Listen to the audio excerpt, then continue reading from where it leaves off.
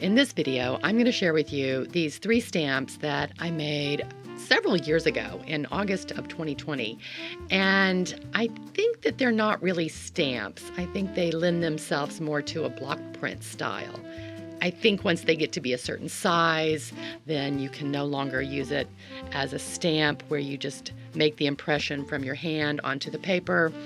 And the block print style seems to just work better for this size, these sizes. And if you stay till the end of this video, I'll show you how I use it as a stamp or how I use it as a block print. And I think you'll definitely have an opinion as to which one you think is better. Now, this particular stamp or block print of the 3 is the one that I've really been favoring, and I don't really know why. There's a simplicity to it, but it's a little complicated. I don't know, complicated isn't the word. It's just interesting. And it's brought me a lot of great fun and adventures in the last couple of years. And I'm going to share those with you in another video.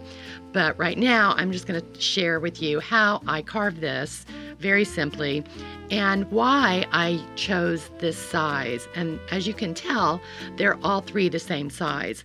And I base it primarily on my 4x6 index cards that I use all of the time. I have them within hand's reach on my desk always. They're very affordable. They're easy to use. They're easy to keep things kind of organized.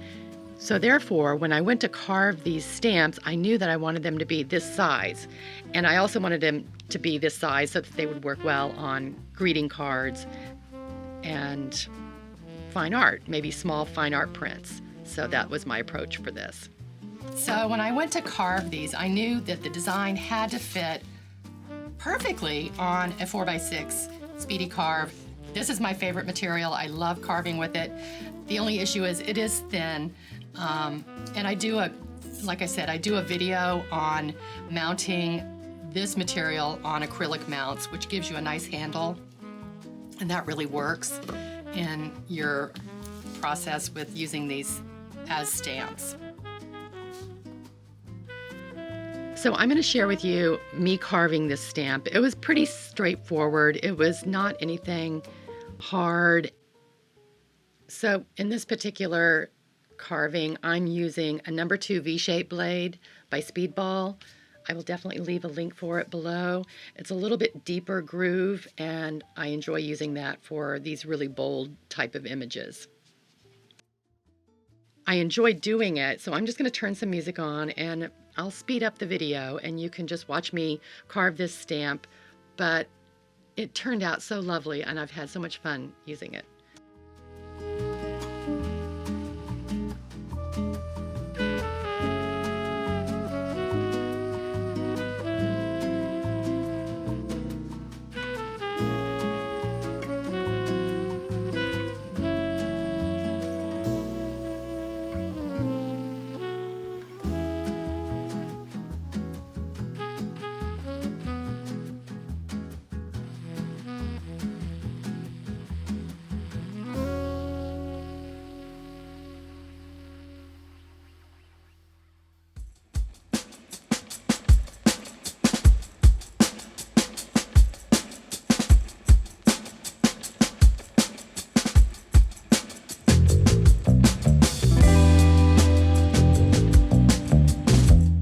Okay, so the inside leaves are carved out, the veins in the leaves. Now this is a different stamp. This was in the same series, but here I'm showing you how I removed the exterior part of the stamp, the negative space.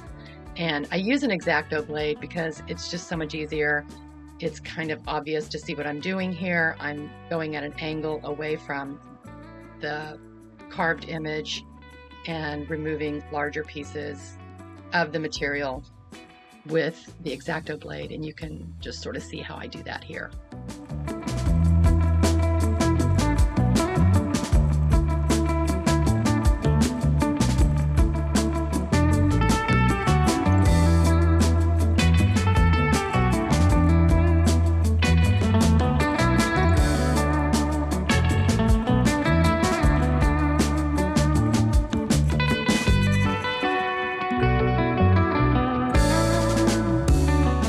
Okay, so back to my favorite stamp. I had already tried a couple of different impressions with it, some test prints, and it was very clear that my ink pad needed more ink. So I stopped where I was and I took time to re-ink my ink pad, which is very important to have a re-inker, especially with a stamp or a print this large. You really are going to be using a lot of ink and it's important. So always, if you can, make sure that you get the re-inker. So I put a good amount of ink on this ink pad and it's going to soak in, but I'm going to give it a little, just kind of brush across the surface with something flat. And here I'm just using a palette knife. So now I'm going to do it again with a well-inked pad and you're going to see a difference. So the first technique I'm using is going to be the stamping method. And I'm using marker paper because I like the way it looks. I like the way it works on the surface. With this particular ink, this VersaFine ink, you do have a little bit of open time, so it will smear. You got to make sure that you don't smear it because it doesn't soak immediately into the paper. So here I'm doing the stamping method, and I'm trying to make sure that I get coverage on the whole stamp, meaning making sure that the stamp comes in contact with the paper. And it did okay, did somewhat okay. And you can definitely see here the difference between the two inks, the fresh ink and the dried out ink pad. So you can definitely see the difference in how the hand pressed print really does not give you full contact with the paper.